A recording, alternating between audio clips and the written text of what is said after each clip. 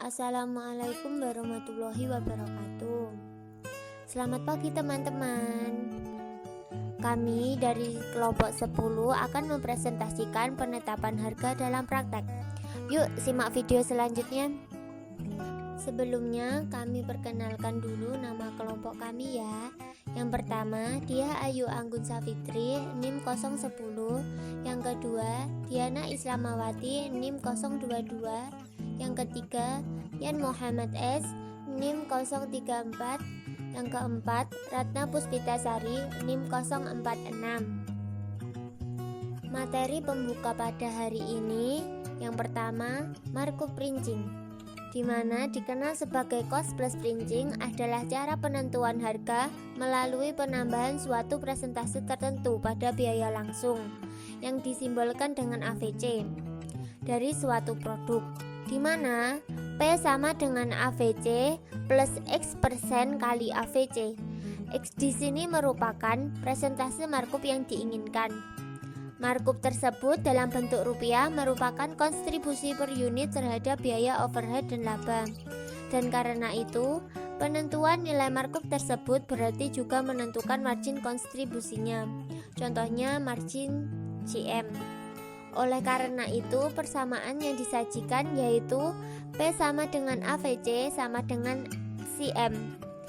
Markup printing di sini memiliki fungsi yaitu membantu kita memahami apa itu harga, skenario penetapan harga pasar saat ini, berbagai strategi penetapan harga, masalah harga, dan kesalahan dalam bisnis saat ini, dan tujuan penetapan harga. Contoh markup, di mana sebuah toko komputer menggunakan tingkat markup 40%. Temukan harga jual permainan komputer seharga 25 US dollar per retail. Harga jual di sini disimbolkan sebagai SP sama dengan 100 plus M persen kali CP. M merupakan 40 dan C adalah 25 US dollar. SP sama dengan 100 plus 40% kali 25. SP 1,4 kali 25, maka SP sama dengan 35 US dollar. Jadi harga jualnya 35 US dollar.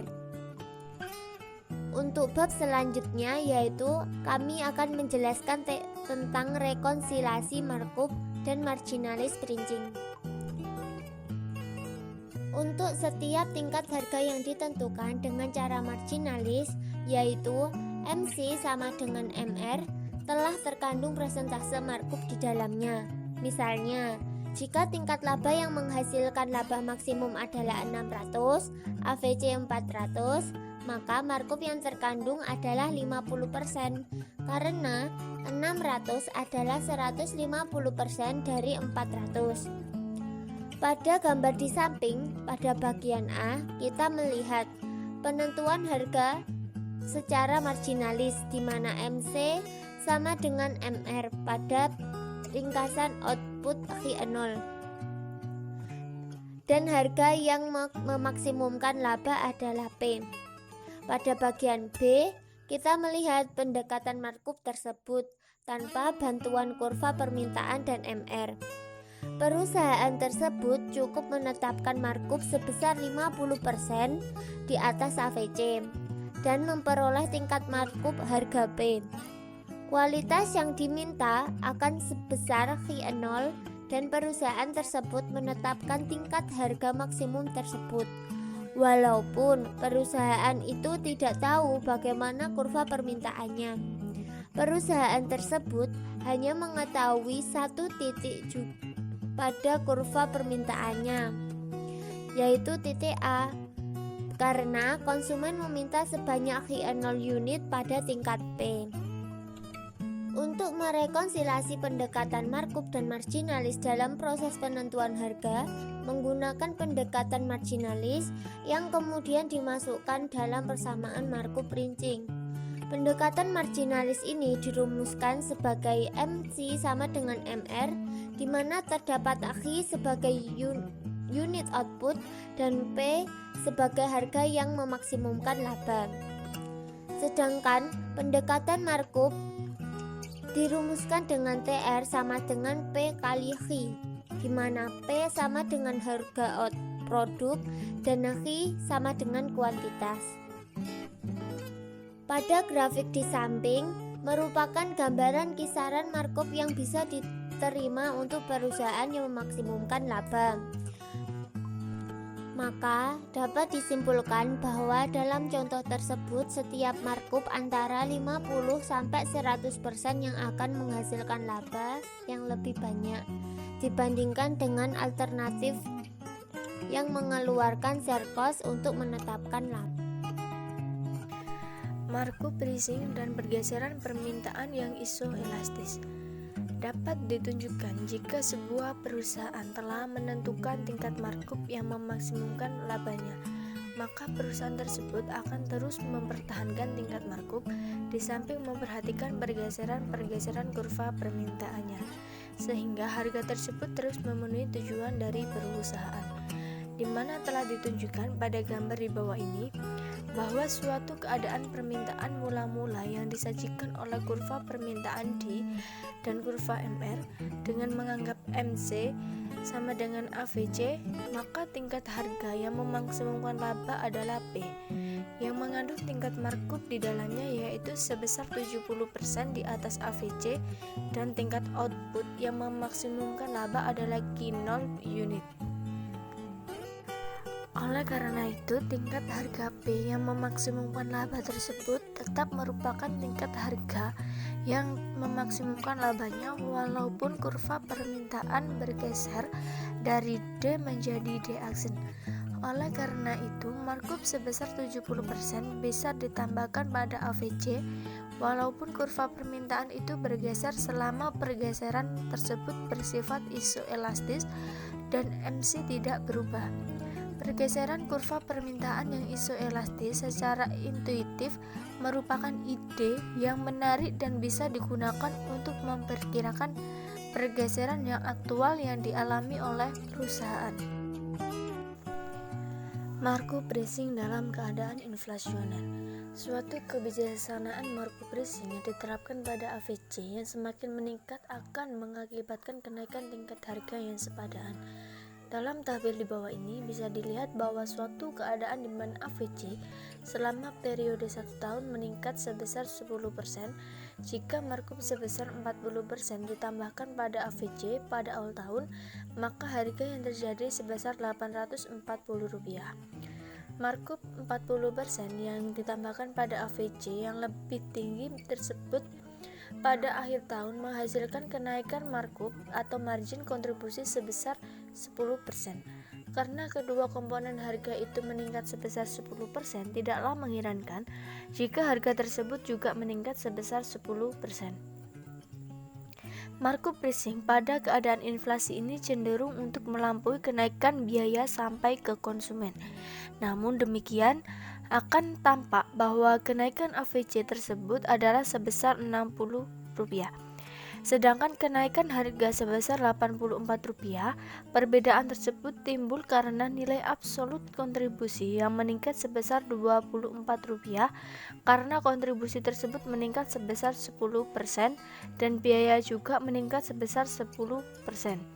Maka kontribusi pada akhir periode inflasi tersebut mempunyai daya beli yang sama dengan kontribusi pada awal periode inflasi. Sekarang dibutuhkan uang sebanyak Rp264 untuk membeli apa yang sebelumnya bisa dibeli dengan Rp240. Oleh karena itu, cara markup pricing ini juga berguna untuk mempertahankan daya beli atau nilai real dari kontribusi suatu perusahaan terhadap biaya eksploitasi dan laba. Dari gambar kurva tersebut dapat dilihat bahwa kurva permintaan bergeser secara vertikal dengan persentase yang konstan sebesar 10%. Pergeseran ini menunjukkan kesanggupan setiap konsumen untuk membayar 10% lebih mahal dari sebelumnya untuk jumlah barang yang sama. Jika pendapatan konsumen meningkat sebesar 10%, oleh karena itu titik potong vertikal kurva permintaan tersebut bergeser ke atas setinggi 10%, sedangkan titik potong horizontalnya tidak berubah, sehingga pada setiap tingkat kuantitas harga akan lebih tinggi sebesar 10%. Markup pricing sebagai suatu alat koordinasi. Kebijaksanaan markup pricing yang diterapkan dalam suatu industri bisa berperan sebagai suatu alat koordinasi jika diperlukan dalam perubahan-perubahan harga. Semua perusahaan akan mengalami perubahan struktur biaya yang sama jika mereka membeli tenaga kerja dan bahan baku pada pasar yang sama. Dan jika masing-masing perusahaan menerapkan persentase markup yang sama terhadap AVC-nya, maka harga-harga yang ditetapkan akan meningkat dengan persentase yang sama. Dalam keadaan conscious parallelism, setiap perusahaan mengharapkan bahwa perusahaan-perusahaan lainnya akan meningkatkan harga-harganya dengan proporsi markup yang wajar karena adanya perubahan unit biayanya. Oleh karena itu, jika suatu komponen biaya berubah, maka perusahaan tersebut dengan yakin akan menaikkan harganya dengan harapan perusahaan saingannya juga akan melakukan hal yang sama. Oleh karena itu, cara markup pricing yang diterapkan dalam suatu industri akan memungkinkan pembuat keputusan mampu meramalkan respon perusahaan saingannya terhadap perubahan-perubahan biaya dengan derajat kepastian yang tinggi. Penentuan harga dalam pasar yang mapan. Dalam pasar produk atau barang yang telah mapan, tingkat harga umumnya terbentuk secara historis, yang artinya harga tersebut sudah ada sejak dahulu. Terbentuknya harga dalam pasar yang mapan merupakan tujuan dari para pemimpin atau pengusaha. Para pemimpin harga atau pengusaha berhak mengubah harga secara umum dalam pasar jika suatu saat nantinya akan diperlukan. Positioning harga. Tinggi atau rendahnya dari harga saingan produk lainnya ini tergantung pada ada tidaknya atribut-atribut dari produk tersebut yang diinginkan oleh konsumen secara umum. Kemudian, strategi harga lini produk atau produk line. Dalam kasus penetapan harga ini, pembuat keputusan tidak hanya memperhatikan harga satu produk saja, tetapi juga harga-harga lini produk substitusi dan komplementer yang dihasilkan oleh perusahaan tersebut. Selanjutnya, penetapan harga untuk menduga kualitas. Pengamatan ini membuat kita memperhatikan jenis-jenis produk di mana konsumen biasanya bisa mengaitkan antara kualitas harga. Produk-produk berteknologi tinggi merupakan contohnya, sebab kebanyakan orang mengetahui bagaimana produk-produk itu dibuat. Produk-produk dengan biaya rendah yang membutuhkan set cost yang besar untuk menduga kualitasnya merupakan lawannya. Hal lain lagi adalah produk di mana kualitas merupakan suatu keharusan. Karena kualitas menurut konsumen adalah yang nomor satu. Penetapan harga produk dalam satu paket. Pembundelan produk atau produk bundling adalah cara penjualan produk atau lebih secara bersama-sama sebagai satu paket dengan harga tunggal. Dengan cara ini, perusahaan mempunyai insentif laba untuk membuat produknya jika tindakan itu memungkinkan penarikan surplus konsumen dengan jumlah yang lebih besar dari konsumen potensial. Penjual dapat menaikkan laba dengan menjual harga lebih tinggi pada produk yang dijual terpisah dan menawarkan bundelan dengan harga yang lebih rendah. Jadi, konsumen yang akan membeli per satuan akan bayar lebih dari yang seharusnya. Peningkatan harga-harga produk secara individual akan menyebabkan perusahaan kehilangan jumlah penjualan. Tapi hasil dari penjualan dengan cara bundel dapat menutup kerugian tersebut. Karena penjualan dan laba secara keseluruhan yang diperoleh lebih tinggi daripada jika produk-produk tetapkan harganya secara terpisah. Poin selanjutnya yaitu potongan kualitas. Teori pembundelan menjelaskan mengapa sebagian perusahaan menawarkan produk tertentu dalam beberapa ukuran yang berbeda. Seperti botol-botol aqua yang kecil, sedang, besar, dan jumbo. Dan mengapa sebagian konsumen hanya membeli ukuran kecil dan sebagian lagi membayar lebih untuk membeli ukuran-ukuran yang lebih besar, tetapi dengan harga per unit yang lebih rendah. Dengan tersedianya bundelan-bundelan, Perusahaan lalu mempertimbangkan peningkatan harga untuk beberapa atau semua produk secara individual. Untuk produk-produk yang berukuran kecil atau unit tunggal, agar menarik lebih banyak surplus konsumen dari mereka yang hanya ingin membeli bagian-bagian dari bundelan. Perusahaan mengadakan riset pasar untuk mengestimasi distribusi produk, atau jika biaya riset nampaknya sangat besar, perusahaan dagang mengadakan eksperimen dengan memperkenalkan bundel-bundel produk dan mengubah harga unit individu. Jika laba meningkat akibat perubahan ini, perusahaan dapat menyelesaikan struktur penentuan harganya lebih lanjut sampai laba maksimum bisa diperoleh. Selanjutnya, penetapan harga promosi. Penetapan harga promosi juga disebut dealing, merupakan penawaran potongan harga kepada konsumen dengan cara mengobrol produk selama periode tertentu. Alasan perusahaan melakukan harga promosi, yang pertama, memiliki kelebihan persediaan dan ingin menguranginya. Yang kedua, pemasok barang merupakan perusahaan memberikan harga diskon dari harga grosir sehingga penjualan promosi dapat dilakukan dalam rangka memperluas pangsa pasarnya. Yang ketiga, perusahaan mengobrol beberapa barangnya sebagai loss leader. Pada akhirnya, penetapan harga promosi yang dilakukan beberapa perusahaan hanyalah bagian dari strategi promosi yang dirancang agar konsumen mengetahui keberadaan dan komitmen penjual terhadap harga-harga yang rendah. Dari sudut perusahaan, ada beberapa kerugian yang mungkin ditimbulkan oleh cara penetapan harga promosi ini. Yang pertama, hasil penjualan dan laba produk yang diobrol bisa saja jatuh jika permintaan lebih tidak seelastis yang diharapkan. Hal ini bisa terjadi jika penurunan harga oleh perusahaan tersebut dikenal pula para pesaingnya. Yang kedua, beberapa pembeli mungkin tidak akan membeli pada tingkat harga biasa. Jadi, para pembeli menunggu sampai produk diobrol lagi. Yang ketiga, harga promosi dapat meningkatkan kesadaran konsumen akan harga. Misalnya, mereka siap menuntut harga produk seperti harga semula dan kemudian bereaksi lebih elastis atas adanya kenaikan harga daripada yang seharusnya. Poin selanjutnya, tahap-tahap penentuan harga. Menurut William J. Stanton, bahwa penetapan harga memiliki 5 tahap, yaitu yang pertama, mengestimasi untuk permintaan barang. Yang kedua, mengetahui terlebih dahulu reaksi dalam persaingan. Yang ketiga, barang lain yang dihasilkan oleh perusahaan lain yang sama-sama menginginkan uang konsumen. Yang keempat, strategi harga. Dan yang terakhir, mempertimbangkan politik pemasaran perusahaan. Poin selanjutnya, metode penetapan harga. Kotler menyebutkan beberapa rincian pada prosedur 6 langkah dalam menetapkan harga. Yang pertama, memilih tujuan dalam penetapan harga.